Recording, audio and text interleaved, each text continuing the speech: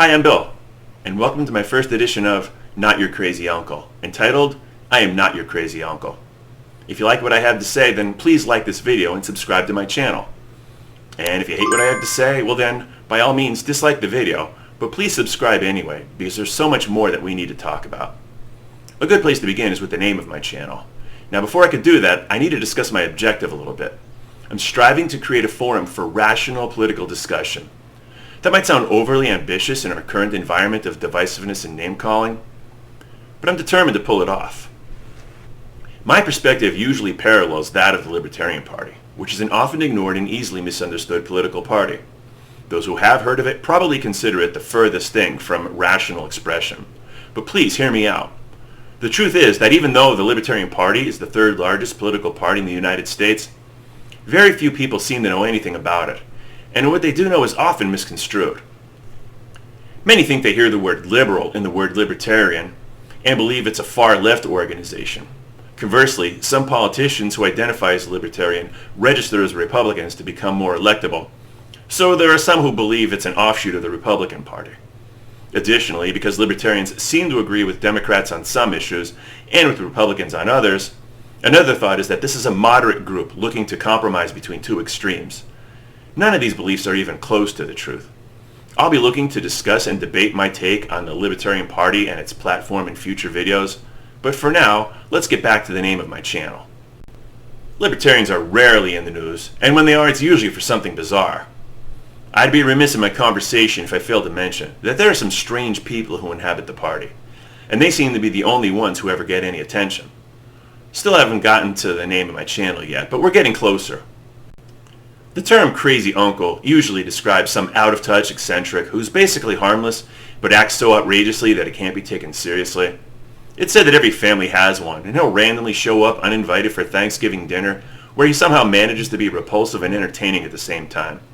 You aren't sure if the things he says are profound or offensive. He'll ruin your holiday meal, and you hope he doesn't return next year. But a part of you deep down inside hopes he comes back to provide more entertainment.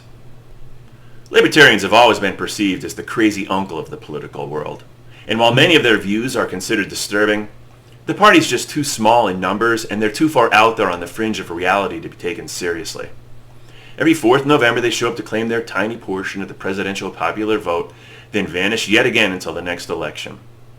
A great comparison between the Libertarian Party and your crazy uncle could be found online in the December 17, 2010 issue of New York Magazine, in an article entitled The Trouble with Liberty. Here's a highlight, and I quote, "Libertarianism is still considered the crazy uncle of American politics. Loud and cocky and occasionally profound, but always a bit unhinged. And Rand Paul's dad is the craziest uncle of all." End quote. Of course, Rand Paul's dad is Ron Paul, the only libertarian that most Americans have ever heard of. In fact, to some people, Ron Paul is the Libertarian Party. Although the term crazy uncle has been tossed around to describe Donald Trump and more recently Joseph Biden, Ron Paul is the crazy uncle heavyweight champion. In fact, if you check out the definition for crazy uncle on urbandictionary.com, you'll see that as of the posting of this video, the #1 definition for crazy uncle is simply the two-word phrase, Ron Paul. It's important to note a couple of the issues that have inspired this party's reputation for lunacy. A good place to begin is with the party's origins. Since its establishment in 1971, the Libertarian Party has supported LGBTQ rights long before that term even existed, and long before any other political organization dared to support these causes. The Libertarian Party also has a long history of advocating for the decriminalization of drug use. This was an issue that no politician outside of the Libertarian Party would consider supporting publicly as recently as 10 years ago, let alone 50. This is taken directly from the official Libertarian Party platform for the 1972 presidential election. Quote, "We favor the repeal of all laws creating crimes without victims now incorporated in federal, state, and local laws, such as laws on voluntary sexual relations, drug use, gambling, and attempted suicide." End quote. Although libertarians were a lone voice in the individual rights wilderness, they weren't praised as fighters for liberty. They were portrayed as amoral anarchists. And now, 5 decades later, these views have become mainstream. And whether you agree with them or not, you have to admit that it's no longer considered radical to support them. And yet somehow the party that advocated for them all along is still looked at as a group of raving lunatics, or crazy uncles if you will.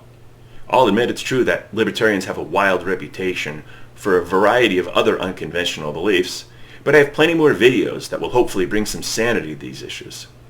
And if you don't like what I have to say, I'll listen. My guess is that you'll be with me on some issues and maybe not so much on others.